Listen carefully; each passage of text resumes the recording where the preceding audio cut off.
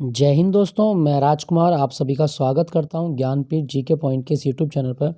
दोस्तों 25 जनवरी first shift जो SSC GD का एग्ज़ाम हुआ था, ये रह चुका था एनालिसिस। तो उसी का एनालिसिस लेके आया हूं। आज जो इनका भी एग्ज़ाम है वो इसको पूरा देख के जाइएगा।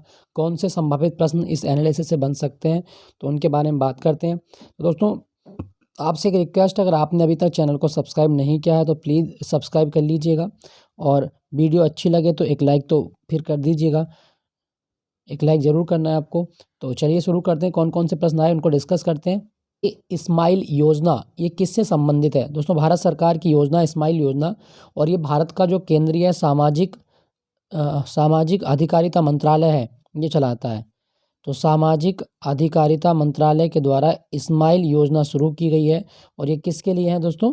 स्माइल योजना भिखारियों के लिए और ट्रांसजेंडर के लिए शुरू की गई है। आप देख सकते हैं यहाँ पे, तो भिखारी और ट्रांसजेंडरों के कल्याण से संबंधित है स्माइल योजना। स्माइल की फुल फॉर्म भी है, और स्माइल की फुल फॉर्म है support for marginalised individual for livelihood and enterprise. ये आप देख सकते हैं पूरा, ये आपका स्माइल की फुल फॉर्म भी है। ठीक है दोस्तों, इसमें क्या होता है कि इसमें ट्रांसजेंडर समुदाय को जो छात्रवृत्ति मिलती है, उनको स्किल सिखाया जाता है, आवास की सुविधा उपलब्ध होगी, सुरक्षा प्रकोष्ठ बनाया जाता है उनके लिए, भिक्षुकों के लिए उनको पुनर्वास किया जाएगा, उनको घर दिया जाएगा, उनको कौशल सिखाया जाएगा, उनको ट्रेनिंग देकर उनको काम दिया जाएगा। तो ये बहुत सारी चीज़ें होती हैं। तो ये आप याद रखिएगा, स्माइल योजना ये किससे संबंधित है दोस्तों? ये ट्रांसजेंडर और भिखारियों के कल्याण संबंधित है। ठीक है दोस्तों, ट्रांसजेंडर और भिखारी। और ये कब स्टार्ट की गई थी? तो ये 12 फरवरी 2020 में स्टार्ट की गई थी। 12 फरवरी 2020 याद रखना। 2020 नहीं, सॉरी 2020 नहीं, सर 22 में स्टार्ट की गई थी। 2022 में 12 फरवरी 2022 में ही स्टार्ट की गई है, ये भी आप याद रखें। दोस्तों मैं आपसे एक क्वेश्चन पूछना चाहता हूँ। हम ना ट्रांसजेंडर जब हम बात करते हैं तो हम ऐसे लिखते हैं LGBTQ। आपको कमेंट में क्वेश्चन लिख के मतलब आंसर लिख के बताना है कि LGBTQ में एल का मतलब क्या है, जी का मतलब क्या है, बी का मतलब क्या है, टी का मतलब क्या है और क्यू का मतलब क्या है। जो ट्रांसजेंडर होते हैं उनको LGBTQ समुदाय कहा जाता है। तो इसमें मतलब क्या होता है ये मुझे कमेंट में लिख के बताना है। तो स्माइल योजना भारत की योजना, ये आप याद रखिएगा। एक योजना और है दोस्तों, ये जो आपसे पूछी जा सकती है। एक योजना आपकी नमस्ते योजना। अगर क्वेश्चन आए, फुल फॉर्म याद नहीं करना इसकी, क्योंकि बहुत बड़ी फुल फॉर्म है और इतनी बड़ी फुल फॉर्म नहीं आती। क्वेश्चन आए कि भारत सरकार की नमस्ते योजना किससे संबंधित है? दोस्तों नमस्ते योजना है हमारे सफाई कर्मचारियों से संबंधित। जो हमारे ऐसे कर्मचारी जो सफाई कर्मचारी हैं उनसे संबंधित है। तो कभी क्वेश्चन आए कि नमस्ते योजना किससे संबंधित है? सफाई कर्मचारियों के कल्याण से संबंधित है। इसमें क्या है कि सफाई कर्मचारियों को आधुनिक उपकरण दिए जाते हैं, जिससे वो मैला वैला जो साफ़ होता है या जो वो साफ़ करेंगे, तो उनके लिए आधुनिक उपकरण की व्यवस्था की जाती है। नमस्ते योजना सफाई कर्मचारियों के लिए, याद रखिएगा, पूछा जा सकता है। और एक योजना और है भारत सरकार की, प्रणाम योजना। ये भी काफ़ी चर्चा में रहती है, प्रणाम योजना। तो अगर आपसे पूछा जाए कि प्रणाम योजना किससे संबंधित है, दोस्तों प्रणाम योजना है खाद के उपयोग को कम करना। रासायनिक खाद के उपयोग को कम करने से संबंधित है प्रणाम योजना। याद रखना, इसके बारे में आपसे क्वेश्चन आ सकता है। प्रणाम योजना खाद के उपयोग को कम करना, क्लियर? तो ये आप याद रखिएगा। स्माइल योजना ट्रांसजेंडर भिखारियों के लिए थी। नेक्स्ट प्रश्न आपसे पूछा गया दोस्तों, त्रिपुरा विधानसभा उपचुनाव में मानिक शाह ने चुनाव कहाँ से जीता है? तो त्रिपुरा विधानसभा का उपचुनाव पूछा गया था, तो मानिक शाह ने चुनाव जीता था टाउन बर्दोवाली से। टाउन बर्दोवाली से चुनाव जीता था मानिक शाह, आप देख सकते हैं पूरा। दोस्तों त्रिपुरा की बात हो रही है तो यहाँ का ना एक त्यौहार याद रखिएगा, खर्ची पूजा। और खर्ची पूजा के साथ साथ आपको गरिया पूजा भी याद रखनी है। गरिया पूजा और खर्ची पूजा दोनों कहाँ के त्यौहार हैं? तो त्रिपुरा के। और त्रिपुरा का एक डांस बहुत फेमस है, वो है आपका होजागिरी। होजागिरी डांस कहाँ का है दोस्तों? होजागिरी डांस है आपका त्रिपुरा का, ये भी आप याद रखिएगा। तो मानिक शाह टाउन बर्दोबली से जीते हैं, आप याद रखिएगा, क्लियर? विधानसभा उपचुनाव काफ़ी पूछे जा रहे हैं एग्जाम में, इसकी जल्दी मैं आप वीडियो लेके आऊँगा आज। तो अगला प्रश्न आपसे पूछा गया, भारतीय संविधान का कौन सा अनुच्छेद महान्यायवादी पद का उल्लेख करता है? दोस्तों अटॉर्नी जनरल, ये है आपका अनुच्छेद 76 में। अटॉर्नी जनरल की नियुक्ति कौन करता है? भारत का राष्ट्रपति अटॉर्नी जनरल की नियुक्ति करता है, ये भी आप याद रखिएगा। ठीक है दोस्तों, अभी जो हमारे अटॉर्नी जनरल है वो आप देख सकते हैं, ये है आपके आर वेंकट रमनी। तो आर वेंकट रमनी ये भारत के 15वें अटॉर्नी जनरल नियुक्त किए गए हैं, ये भी आपको याद रखना है। ठीक है दोस्तों, अगर आपसे पूछा जाए कि अटॉर्नी जनरल का काम क्या है, तो अटॉर्नी जनरल भारत सरकार का प्रथम विधि अधिकारी है। भारत का प्रथम विधि अधिकारी कौन है दोस्तों? वो है आपका अटॉर्नी जनरल, याद रखिएगा। भारत का प्रथम विधि अधिकारी कौन है? तो अटॉर्नी जनरल है, ये आपसे पूछा जा सकता है। क्लियर दोस्तों। और मैं आपको एक चीज़ बता दूं दोस्तों, अटॉर्नी जनरल का पद हमने कहाँ से लिया? ब्रिटेन से लिया है। ब्रिटेन से लिया है। अटॉर्नी जनरल सिविल केसों में भारत सरकार का पक्ष रखता है और इसको भारत के किसी भी न्यायालय में सुनवाई करने का अधिकार है, लेकिन वोट देने का अधिकार इसे नहीं है। ये भी आप याद रखिएगा, ठीक है। अटॉर्नी जनरल या महान्यायवादी। क्लियर। तो अनुच्छेद 76। एक आपसे और पूछेगा दोस्तों, अनुच्छेद 148, ये बहुत आता है एग्जाम में। अनुच्छेद 148 क्या है? CAG, controller and auditor general of India, मतलब नियंत्रक एवं महालेखा परीक्षक का आर्टिकल 148 है। बहुत आता है, रट लेना इसको, वेरी वेरी इंपॉर्टेंट। नेक्स्ट प्रश्न, भारतीय संविधान में कितनी अनुसूचियां हैं? दोस्तों भारतीय संविधान में अनुसूचियां आपकी 12 वर्तमान में पूछा गया था, लेकिन मूलतः अगर आपसे पूछे कि जब भारत का संविधान लागू हुआ तो कितनी अनुसूची थी? दोस्तों मूलतः अनुसूची थी आपकी 8। मूलतः 8 अनुसूची थी, वर्तमान में 12 है। ठीक है दोस्तों। फिर क्या हुआ दोस्तों, पहले तो आप ये अनुसूची देख लीजिएगा एक बार कि कौन कौन सी अनुसूची है। देखो, अनुसूची 1 कहती है संघ और उसका राज्य क्षेत्र, मतलब भारत राज्यों का संघ होगा। कितने राज्य हैं दोस्तों भारत में? तो वर्तमान में 28 राज्य हैं और 8 केंद्र शासित प्रदेश हैं, याद रखना इसके बारे में। दूसरी अनुसूची कहती है special power and salary details president, governor of state, speaker, deputy speaker, मतलब ये सैलरी के बारे में बात करता है। जो राष्ट्रपति की सैलरी है, स्पीकर की सैलरी है, लोकसभा के उपाध्यक्ष की सैलरी है, हाई कोर्ट के जजेस की सैलरी है, उसके बारे में बात करता है। अनुसूची 3 क्या कहती है? ये शपथ के बारे में उल्लेख करती है। अनुसूची 3 शपथ के बारे में, लेकिन इसमें राष्ट्रपति की शपथ और वाइस प्रेसिडेंट की शपथ का उल्लेख नहीं है। ये लिखा हुआ है except president and vice president, ठीक है। मंत्रियों की शपथ इसी में आती है, अनुसूची 3, और बहुत आता है एग्जाम में। अनुसूची 4 क्या कहती है? अनुसूची 4 कहती है राज्यसभा में सीटों का आवंटन। राज्यसभा की सीटों का आवंटन है अनुसूची 4 में। अनुसूची 5 अनुसूचित जो क्षेत्र मतलब अनुसूचित जनजातीय क्षेत्र हैं, जनजातीय क्षेत्रों का प्रशासन के बारे में उल्लेख किया गया है। ये बहुत इंपॉर्टेंट है, स्टार लगा रहा हूँ। अनुसूची 6 दोस्तों, आपसे ना अनुसूची 6 के राज्य पूछता है। अनुसूची 6 के जो प्रावधान है, असम, मेघालय, त्रिपुरा और मिजोरम। असम, मेघालय, त्रिपुरा, मिजोरम, इन 4 राज्यों में प्रशासनिक ढांचा है उसका उल्लेख करती है। तो ये आप याद रखना, छठी अनुसूची। बहुत आता है कि कौन कौन से राज्य हैं, असम, मेघालय, त्रिपुरा और मिजोरम। कहीं पर भी मणिपुर नहीं है, और आपको 99% ऑप्शन में मणिपुर देता है, जो कि गलत है। तो असम, मेघालय, त्रिपुरा और मिजोरम। यहाँ पे 7वीं अनुसूची लिखी गई है दोस्तों। 7वीं अनुसूची बात करती है, 7वीं अनुसूची के तहत हमने 3 लिस्ट बनाई है, संघ सूची, राज्य सूची और समवर्ती सूची। तो इसका उल्लेख है 7वीं अनुसूची में, याद रखिएगा। 8वीं अनुसूची ये भाषाओं का उल्लेख करती है, और 8वीं अनुसूची में वर्तमान में कितनी भाषाएं हैं? 22 भाषाएं हैं। ध्यान रखना, अंग्रेजी और राजस्थानी 8वीं अनुसूची में नहीं है। अंग्रेजी और राजस्थानी भाषा 8वीं अनुसूची में नहीं है, याद रखिएगा। अच्छा, यह है आपका नेक्स्ट 9वीं अनुसूची, ये validation of certain act and regulation. दोस्तों 9वीं अनुसूची भूमि सुधार से भी संबंधित है, ये आप याद रखिएगा। और हमने 9वीं अनुसूची कब जोड़ी थी? जब पहला संविधान संशोधन हमने किया था, तो हमने 9वीं अनुसूची को ऐड किया था। 9वीं अनुसूची में दिए गए जो प्रावधान है उनके खिलाफ आप सुप्रीम कोर्ट में नहीं जा सकते, याद रखिएगा। लेकिन अगर मामला संविधान के मूल ढांचे के उल्लंघन करने का हो तो 9वीं अनुसूची के विषय पर भी सुनवाई हो सकती है, लेकिन नॉर्मल केस में नहीं हो सकती। तो याद रखिएगा कि कौन सी अनुसूची के प्रावधान को सुप्रीम कोर्ट में चैलेंज नहीं कर सकते, 9वीं अनुसूची के।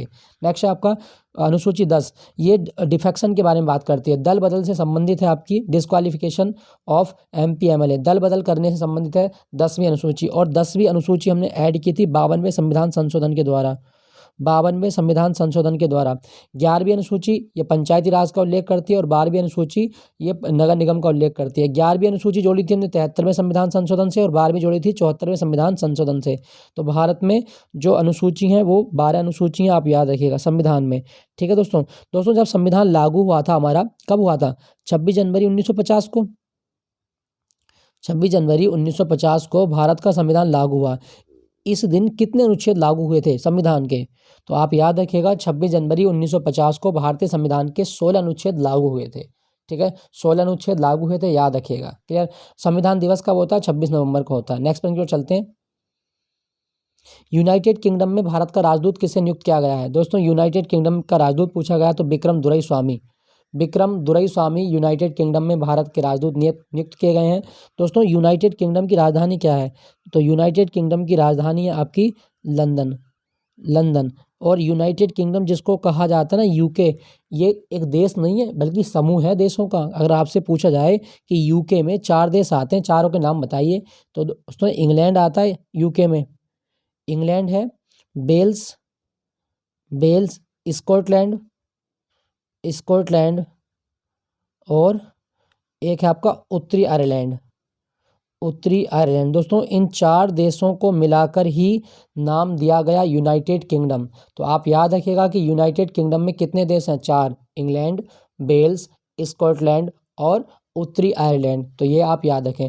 अच्छा, अब आप कहोगे सर ब्रिटेन क्या है फिर? बिल्कुल बताते हैं। देखो यहाँ से आप उत्तरी आयरलैंड को ख़त्म कर दें, अब आपके पास 3 देश बचते हैं ये वाले। तो इंग्लैंड, वेल्स और स्कॉटलैंड, इन 3 देशों को मिला के बोलेंगे आप ब्रिटेन। क्या बोलेंगे? ब्रिटेन। क्लियर हुआ? तो ये सारे बिंदु आपको याद रखने हैं कि यूके में कितने देश हैं। दोस्तों यूके में देश हैं आपके 4 और ब्रिटेन में देश हैं आपके 3। पूछ लेगा आपके एग्जाम में, तो आप इसको याद रखिएगा। क्लियर? चलिए, तो विक्रम दुराईस्वामी ये यूनाइटेड किंगडम में। एक और याद रखना, सुधाकर दलेला, ये क्वेश्चन आ सकता है आपके एग्जाम में। सुधाकर दलेला राजदूत बने हैं कहाँ के? तो दोस्तों भारत के राजदूत नियुक्त हुए हैं सुधाकर दलेला भूटान में। भूटान में कौन थी पहले? तो भूटान में राजदूत थी रुचिरा कंबोज, और रुचिरा कंबोज को हमने भेज दिया यूनाइटेड नेशन में अपना स्थायी प्रतिनिधि बना के। अब उसकी जगह कौन काम कर रहा है? तो सुधाकर दलेला, भूटान में है, याद रखने का। क्लियर?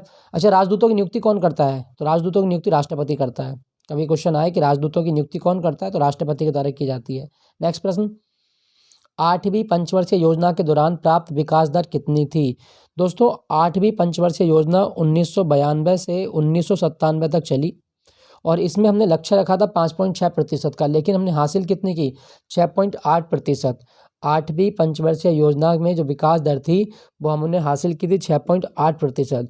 दोस्तों 8वीं पंचवर्षीय योजना के बारे में आपको एक चीज़ याद रखनी है कि 8वीं पंचवर्षीय योजना में हमने मानव विकास पर बल दिया था। मानव विकास पर बल कौन सी पंचवर्षीय योजना में दिया था? तो 8वीं पंचवर्षीय योजना में मानव विकास पर बल दिया गया।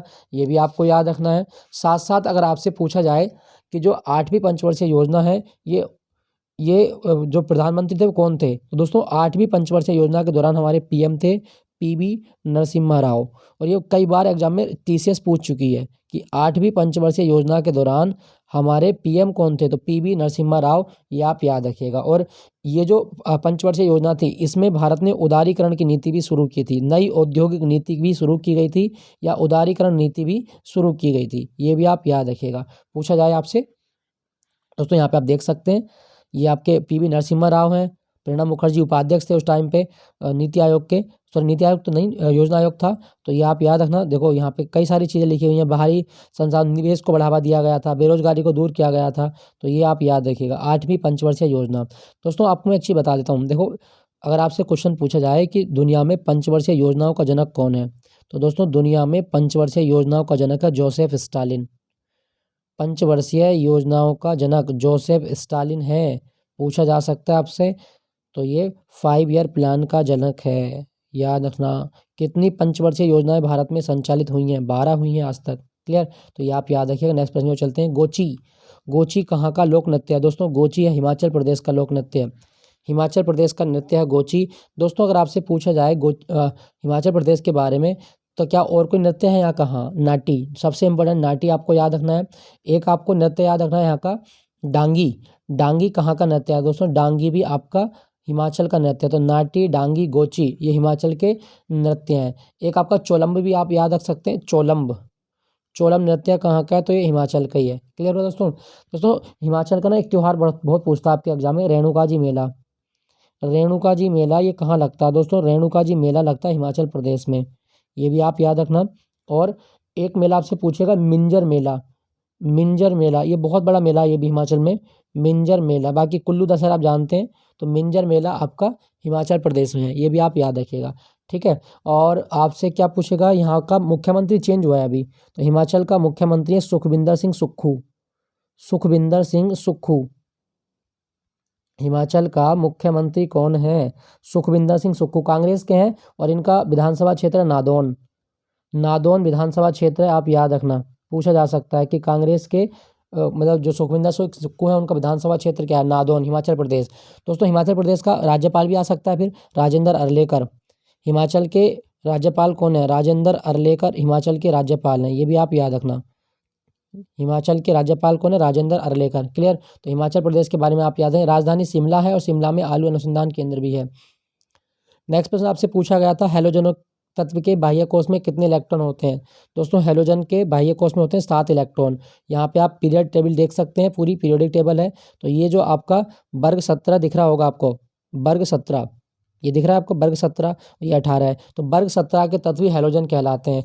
कैसे आपको पता करना है कि कितने इलेक्ट्रॉन है बाह्य कोश में? तो आप कोई भी तत्व उठा लें, पहले हम फ्लोरीन का ले लेते हैं। फ्लोरीन आपका 9 नंबर पे होता है, तो आप इसको इलेक्ट्रॉनिक विन्यास करेंगे 1s2 2s2 और कितने होगा 4 2p5, यही तो है। बाह्य कोश इसका 2 वाला अपूर्ण है। देखो यहाँ पे p में 6 होते हैं अधिकतम, लेकिन एक होता तो ये पूरा हो जाता, लेकिन 5 और 5 वो हैं, 2 ये हैं, तो 5 और 2 7, यानी कि हैलोजनों के बाह्य कोश में 7 इलेक्ट्रॉन होते हैं। याद रखिएगा, ये आपसे पूछा जाता है काफ़ी, तो ये आप इसको याद रखना, ठीक है। अच्छा दोस्तों, अगर आपसे पूछा जाए कि कौन सा हैलोजन है जो अधातु है और द्रव होता है, तो आप याद रखना ब्रोमीन। ब्रोमीन एक अधातु है और ये द्रव अवस्था में पाया जाता है। ये आप याद रखिएगा कि ब्रोमीन एक अधातु है और ये सामान्य ताप पर द्रव अवस्था में पाया जाता है। ब्रोमीन लाल रंग का होता है, याद रखना इसके बारे में। अगर आपसे पूछे क्लोरीन के बारे में, दोस्तों क्लोरीन का प्रयोग आप कर सकते हैं जल को शुद्ध करने में, ठीक है, ये भी आप याद रखें। आयोडीन का परमाणु क्रमांक होता है 53, ये भी आप याद रखना। तो हैलोजनों के परमाणु मतलब बाह्य कोश में कितने इलेक्ट्रॉन? 7। ये आपके हैं आपके 18। ये आपके वर्ग 18 के तत्व जैसे हीलियम है, नियॉन है, आर्गन है, क्रिप्टॉन है, इनमें 0 इलेक्ट्रॉन होते हैं। तो कभी क्वेश्चन आए कि कौन से समूह के तत्वों में बाह्य कोश में 0 इलेक्ट्रॉन होते हैं, तो वो होते हैं आपके समूह 18। समूह 18 के जो तत्व हैं उनमें 0 इलेक्ट्रॉन होते हैं बाह्य कोश में। क्लियर? तो ये आप याद रखिएगा। अच्छा, आधुनिक आवर्त सारणी में कितने तत्व हैं? 118। आधुनिक आवर्त सारणी में 118 तत्व हैं और आधुनिक आवर्त सारणी बनाई थी मोजले ने, मोजले, ये भी आप याद रखना। और मेंडलीव की आवर्त सारणी में 63 तत्व थे। मेंडलीव की आवर्त सारणी में 63 तत्व, ये भी आप याद रखिएगा। आधुनिक आवर्त सारणी परमाणु क्रमांक पर आधारित है और मेंडलीव की आवर्त सारणी परमाणु भार पर आधारित थी। याद रखना, इसके बारे में पूछ लेता है। नेक्स्ट वन की ओर से, सूर्य का प्रकाश धरती पर कितने समय में आ जाता है? दोस्तों ये क्वेश्चन आया था। तो सूर्य का प्रकाश 8 मिनट 20 सेकंड में धरती पर आ जाता है, याद रखना। दोस्तों सूर्य जो है, इसमें नाभिकीय ऊर्जा जो बनती है वो किस कारण बनती है? तो वो है आपकी नाभिकीय संलयन। नाभिकीय संलयन के कारण सूर्य में लगातार ऊर्जा बनती रहती है, ये भी आप याद रखिएगा। और हमारे सौर मंडल का 99.9% जो द्रव्यमान है वो किसका है? सूर्य का द्रव्यमान होता है। तो सूर्य का प्रकाश 8 मिनट 20 सेकंड में आ जाता है। अगर आपसे पूछे कि सूर्य और पृथ्वी के बीच की दूरी कितनी है, दोस्तों सूर्य और पृथ्वी के बीच की औसत दूरी है 149.6 मिलियन किलोमीटर। 149.6 मिलियन किलोमीटर ये सूर्य के पृथ्वी के बीच की औसत दूरी है, याद रखिएगा। सूर्य नज़दीक कब होता है पृथ्वी के? तो पृथ्वी और सूर्य के नज़दीक की दूरी होती है पेरीहिलियन, ठीक है, 3 जनवरी को होती है। और अपहिलियन होता है जब सूर्य और पृथ्वी अपनी अधिकतम दूरी पर होते हैं। तो अपहिलियन कब होता है? 4 जुलाई को होता है, याद रखना इसके बारे में, ठीक है। चलिए अगले प्रश्न की ओर। अच्छा, भारत का सूर्य मिशन क्या होगा? आदित्य L1। भारत का सूर्य मिशन होगा आदित्य L1, ये भी आप याद रखें, इसरो करेगा इसको।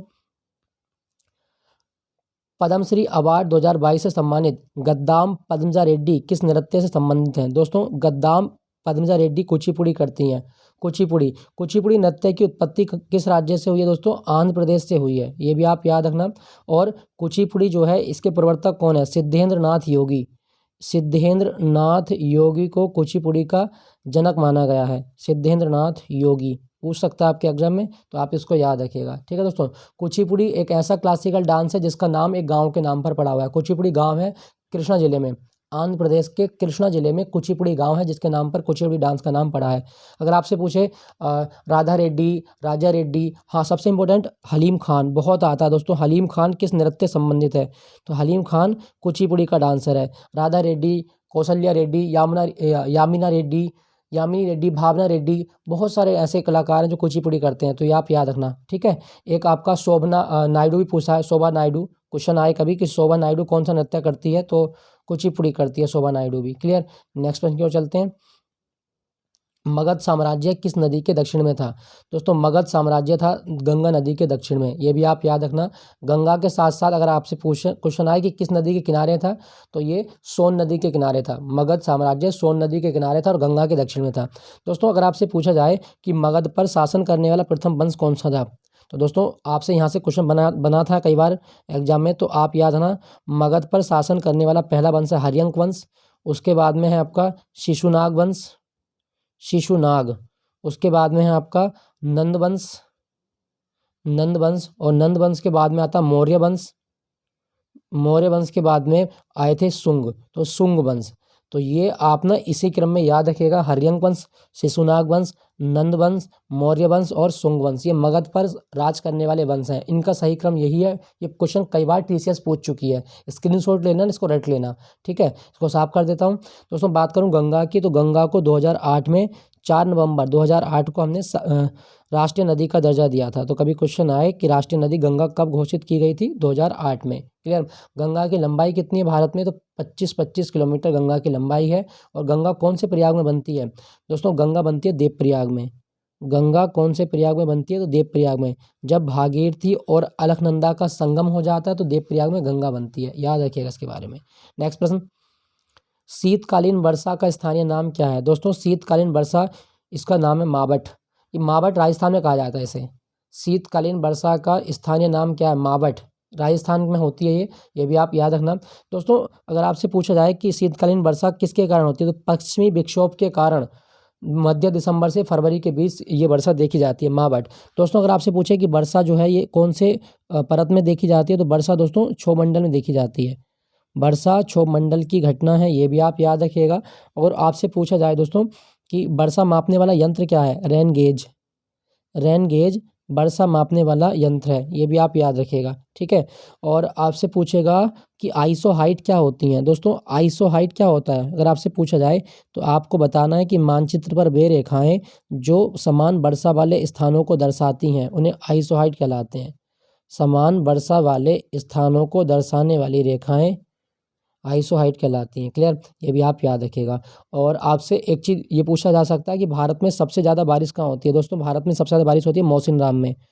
पूर्वी खासी पहाड़ी पर स्थित है मौसिनराम जगह, और मौसिनराम जगह मेघालय में आता है। भारत में सबसे ज़्यादा वर्षा जो होती है वो मौसिनराम में होती है। सबसे कम कहाँ होती है? तो लेह में।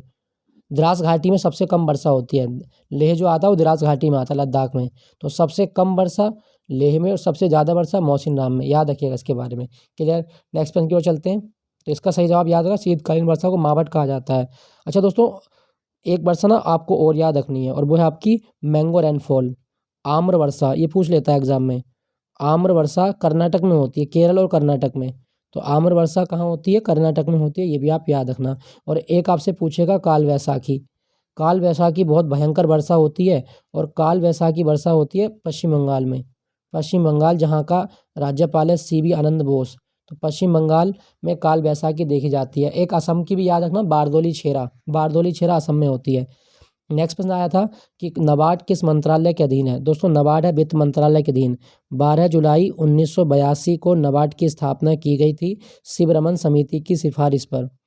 शिवरमन समिति की सिफारिश पर स्थापना हुई नाबार्ड की। और नाबार्ड का मुख्यालय कहाँ पर है? मुंबई में। नाबार्ड का मुख्यालय मुंबई में है।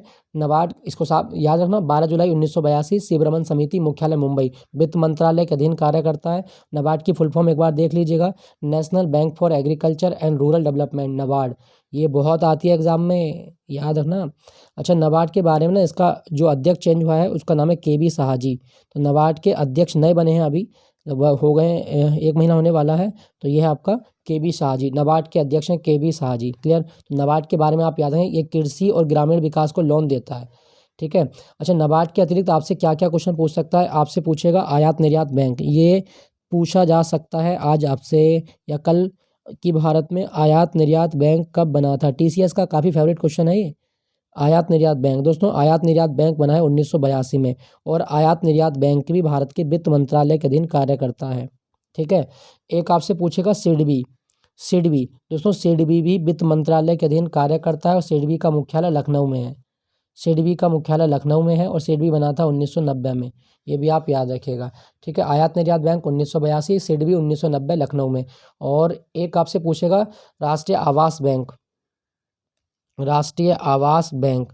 दोस्तों राष्ट्रीय आवास बैंक भी कब बना है, तो राष्ट्रीय आवास बैंक भी बना है 1988 में और ये मुंबई में है, वित्त मंत्रालय के अधीन कार्य करता है, तो ये भी आप याद रखिएगा, राष्ट्रीय आवास बैंक 1988।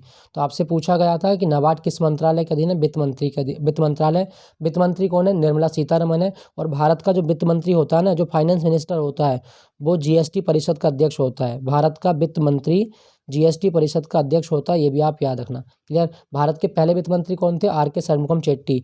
बास्केटबॉल के मैदान की माप कितनी होती है दोस्तों, बास्केटबॉल के मैदान की माप होती है 28 मीटर तथा चौड़ाई 15 मीटर, याद रखना इसके बारे में।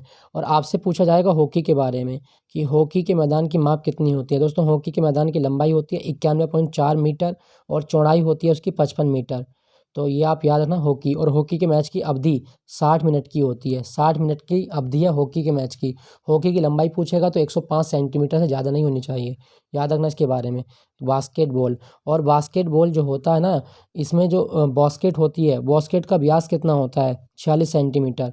बास्केट का व्यास कितना होता है, 46 सेंटीमीटर। और बास्केटबॉल में कितने खिलाड़ी, 5 खिलाड़ी।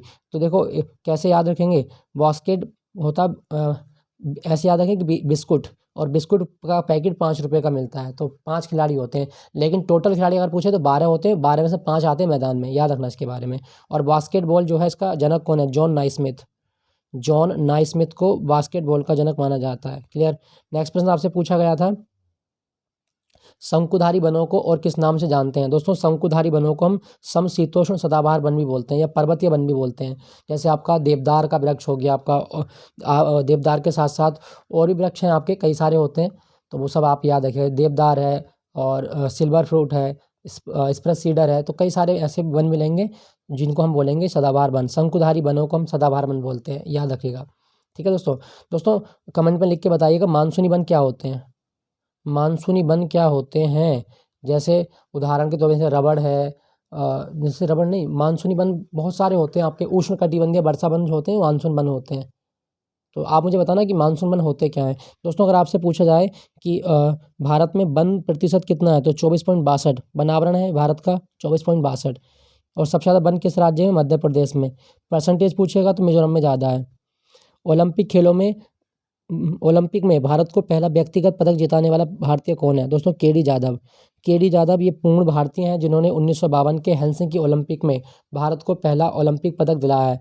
दोस्तों ओलंपिक में आज तक भारत ने टोटल कितने पदक जीते हैं, तो 35 पदक जीते हैं। ओलंपिक में भारत ने कितने पदक जीते हैं आज तक, तो 35 पदक। आज तक ये मैं क्लास रिकॉर्ड कर रहा हूँ, आज तक के बता रहा हूँ कि 35 पदक हैं, आप याद रखिएगा। ओलंपिक खेल कितने वर्ष के अंतराल पर खेले जाते हैं, 4 वर्ष के अंतराल पर खेले जाते हैं। अंतर्राष्ट्रीय ओलंपिक समिति का मुख्यालय कहाँ पर है, लॉज़ेन में है। अंतर्राष्ट्रीय ओलंपिक समिति का मुख्यालय लॉज़ेन में। अगले ओलंपिक का होंगे, तो अगले ग्रीष्मकालीन ओलंपिक होंगे पेरिस में 2024 में। नेक्स्ट प्रश्न, बस यही प्रश्न आपसे पूछे गए थे दोस्तों। तो ये आपको सेशन कैसा लगा, थोड़ी सी लंबी क्लास हो जाती है, एक्सप्लेनेशन ज़्यादा हो जाती है, तो उसके लिए आप मैनेज कर लीजिएगा।